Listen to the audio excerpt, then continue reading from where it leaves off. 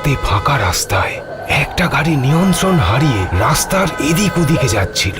মাধব কিছুতেই বুঝতে পারছিল না কিভাবে গাড়িকে কন্ট্রোল করবে।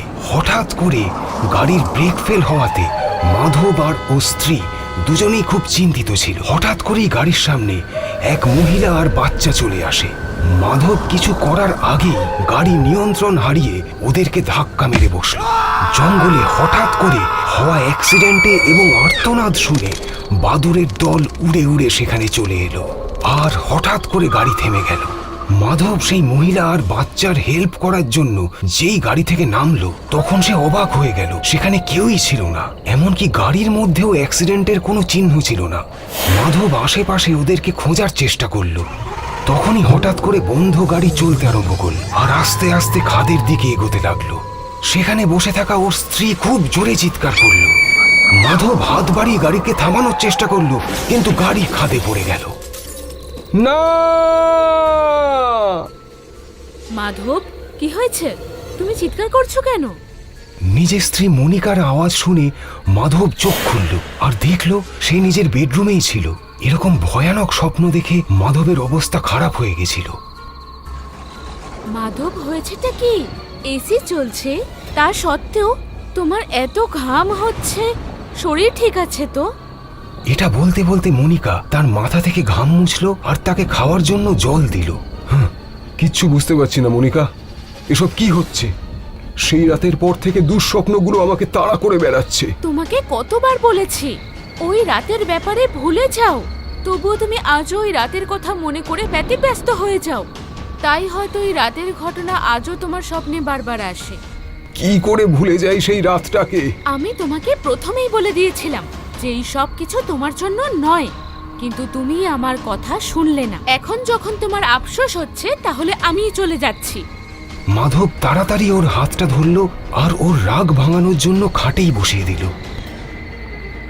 তুমি কিরকম কথা বলো? তোমাকে ছাড়া আমি বাঁচার কথা ভাবিও না। তোমার জন্যই তো আমি এত বড় কাজ করেছিলাম। মাধব আর মনিকা গত 5 বছর ধরে অফিসে সহকর্মী ছিল। মাধবের পরিবার এই সম্বন্ধের বিরুদ্ধে ছিল। ওনারা মাধবের বিয়ে নিজেদের পছন্দের মেয়ের সঙ্গে দিয়ে দিলেন। মাধব প্রথমে তো এই সম্বন্ধের বিরুদ্ধে ছিল, কিন্তু যখন তারা সম্পত্তি থেকে বঞ্চিত করার হুমকি দিলেন, মাধব বিয়ের জন্য রাজি হয়ে গেল। মনিকা খুব রেগে গেল। মাধব, তুমি তো একজন গ্রামের মেয়েকে বিয়ে করেছো, তুমি আমাকে ঠকিয়েছো। কিন্তু এটা ভুলেও ভেবো না যে তোমাকে আমি এমনি এমনি ছেড়ে দেব। তোমার এইসব কাণ্ডের জন্য তোমাকে আমি কোর্টে টানতে টানতে নিয়ে যাব।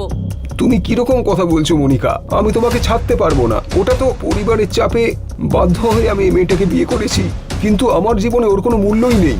আমার জন্য তো তুমিই সবকিছু। আমাকে মাত্র কয়েকদিনের সময় দিয়ে দাও, সময় বুঝে আমি একে রাস্তা থেকে সরিয়ে দেব।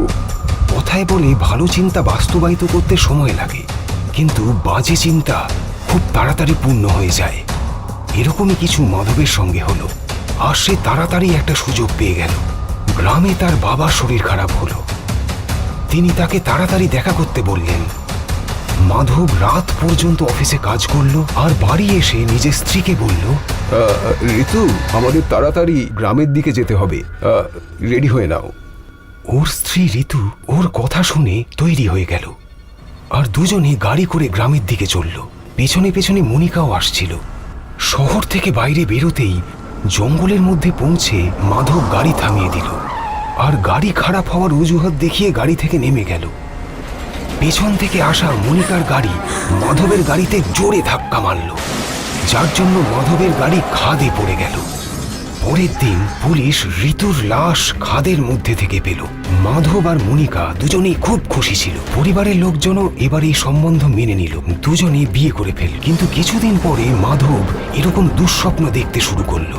সেই মনিকাকে হারিয়ে ফেলার ভয়ে ঘাবড়ে গিয়েছিল। কিছুদিন পরে মাধব যখন নিউজ পেপার পড়ছিল, তো যে জায়গায় তারা ঋতুকে হত্যা করেছিল দেখলো সেই জায়গাতেই এক প্রেমিক যুগলের মৃত্যু হয়েছে। আর সব থেকে বড় ব্যাপার হলো তারা স্বামী স্ত্রী ছিল না। স্বামী স্ত্রীকে ধোঁকা দিচ্ছিল আর অন্য মেয়েটার সঙ্গে ঘুরে বেড়াচ্ছিল। সেই ফাঁকা রাস্তায় এরকম অ্যাক্সিডেন্ট হওয়ার পর আরো কয়েকটা এরকমই অ্যাক্সিডেন্ট হলো। রাতে ওখান থেকে যাওয়া অনেকেই অনুভব করলো কেউ যেন তাদের উপর নজর রাখছে। কেউ কেউ একটা ছায়াকেও ওখানে দেখতে পেল। ধীরে ধীরে রাত্রিবেলা ওই ফাঁকা রাস্তা দিয়ে লোকজনের যাতায়াত প্রায় বন্ধই হয়ে গেল। যদি কেউ বাধ্য হয়ে সেই রাস্তা দিয়ে রাত্রিবেলা যেত তাহলে সেই কালো ছায়া দেখতে পেত। সময়ের সঙ্গে সঙ্গে সেই রাস্তায় সেই আত্মার দৌরাত্ম্য বেড়েই চলল। মাধব আর মনিকা যখনই সেই রাস্তায় কোনো অ্যাক্সিডেন্টের ব্যাপারে কথা শুনতো তখনই তাদের ঋতুর কথা মনে পড়ত। দুজনেরই জীবন অতিষ্ঠ হয়ে উঠল। এক রাতে হঠাৎ করেই মাধবের মার মৃত্যুর খবরে মাধবকে যেভাবেই হোক রাতেই গ্রামের দিকে যেতে হতো। মনিকা, আমাদের এক্ষুনি গ্রামের দিকে যেতে হবে। এখন এত রাতে কেন? আমরা সকাল হলেই বেরিয়ে যাব না হয়? তুমি আসতে না চাইলে এসো না, আমাকে তো যেতেই হবে। মাধব, আমি তোমায় যেতে একবারও বারণ করছি না, কিন্তু তুমি জানো তো যে আমি কেন বারণ করছি। আমাদের সেই রাস্তার উপর দিয়ে যেতে হবে যেখানে আমরা... বলতে বলতে মনিকা চুপ করে গেল। তার চোখে স্পষ্ট ভয় দেখা যাচ্ছে। ওর কথা শুনে মাধব ও পাশের সোফায় বসে পড়ল। কিছুক্ষণ পরে ঘরের মধ্যে পায়চারি শুরু করলো। কিছুক্ষণ ভাবার পরে সে মনিকার কাছে এলো। মনিকা, তুমিও কি এটা বিশ্বাস করো এই সমস্ত কাজ ঋতুর আত্মা করছে? এই ভূত প্রেত আত্মার মতো কথাবার্তা আমি একেবারে বিশ্বাস করি না, কিন্তু কর্মফল ফিরে আসে। আর যদি সত্যি আমাদের কর্মফল ফিরে আসে তাহলে... এখন যাই হয়ে যাক না কেন, আমাদের সত্য খুঁজে বার করতেই হবে। আজকে বাধ্য হই আমাদের ওই রাস্তা দিয়ে রাত্রিবেলা যেতেই হবে। বলো, তুমি আমার সঙ্গে যাবে কি না? হয়তো আজকে সবকিছু স্পষ্ট হয়ে যাবে। সেই রাতের অদ্ভুত দুঃস্বপ্নগুলো থেকে তো মুক্তি পেয়ে যাব, তাই না? কিছুক্ষণ ভাবার পরে মনিকা রাতে যাওয়ার জন্য রাজি হয়ে যায়। মাধব আর মনিকা দুজনেই রাত্রিবেলা গাড়ি করে গ্রামের দিকে রওনা হলো। একটু দূর যেতেই হঠাৎ করে আবহাওয়া খারাপ হয়ে গেল। প্রচন্ড জোরে হাওয়া ধুলো উড়িয়ে নিয়ে এসছিল, সেই জন্য গাড়ি চালাতেও সমস্যা হচ্ছিল। ঝিরঝিরে বৃষ্টি হঠাৎ করে মুষলধারে বৃষ্টিতে পরিণত হলো। হাওয়ার সঙ্গে এরকম মুষলধারে বৃষ্টি এত জোরে পড়তে লাগলো যে মাধবকে বাধ্য হয়ে গাড়ি থামাতে হলো। গাড়ির ওয়াইপার গাড়ির উইন্ডস্ক্রিন পরিষ্কার করছিল। হঠাৎ করেই গাড়ির হেডলাইট জ্বলতে আর নিভতে লাগলো।